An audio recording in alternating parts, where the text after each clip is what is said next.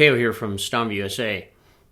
Often early in the morning when I'm waking up, regaining consciousness, however you want to look at it, I have some of my best trumpet thoughts, mouthpiece thoughts, philosophical ideas. And then after I regain consciousness, I don't remember them. I'm sure it happens to you guys all the time. So this morning, I woke up and said, I'm going to jot some of these down. And so I jotted them down on my phone. And we're going to see if they make any sense. So this really fine classical player came in, I think it was yesterday. Yeah, it must have been yesterday. And we were talking about sound. You know, I like talking about sound. And he was saying, which many have said, doesn't matter what trumpet I get or what mouthpiece, eventually after a couple of weeks, I sound like myself. Well, that's true. You have to think about this a little bit, though. What does sounding like myself really mean? If you hear a great trumpet player, classical, jazz, whatever, it's very difficult for our brains to separate their musicality from their actual sound. I've heard some amazing trumpet players that really moved me with their music, but if you really, really listen to them, their sound isn't that great. In fact, I've had, over the years, a number of great players come in that were, terrific studio players, incredible live players. You hear them in a band, anything you can think of.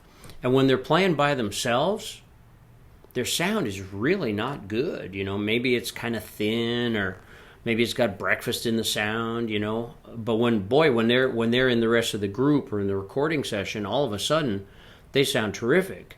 And then there are guys that come in and they've got an incredible sound. And an incredible sound to me means full of colors, full of harmonics, the things I've talking about, great resonances. When you have a sound like that, you can do all kinds of things with it. As a player, you can manipulate the sound by how you use your air, how much chop you put in the mouthpiece, etc. If it's a good trumpet that's well in tune and has all those resonances in it, then you can use the mouthpiece to adjust it. Let's say you want a sound that's, more classical, fuller. It's got more lows and mids in the sound. Well, by using the correct mouthpiece and getting the gap right, you can turn up the bass in the sound so you can have more low frequencies or more mids.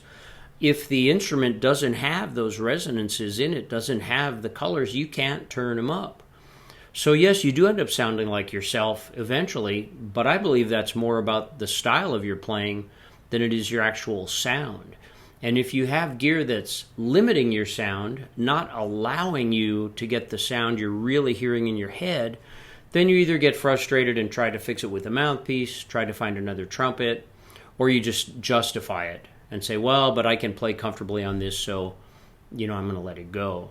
I'm fortunate enough to meet, I should say, and deal with, in a good way, some of the greatest trumpet players in the world and some of the not greatest trumpet players in the world. And it's always fun and it's always challenging to see if together we can find a better path for them, whether it's easier upper register, more endurance, or just a better sound or a different sound. So I invite you to check out the gear on our site. We got a lot of really cool trumpets, a lot of cool mouthpieces that can help you find your voice.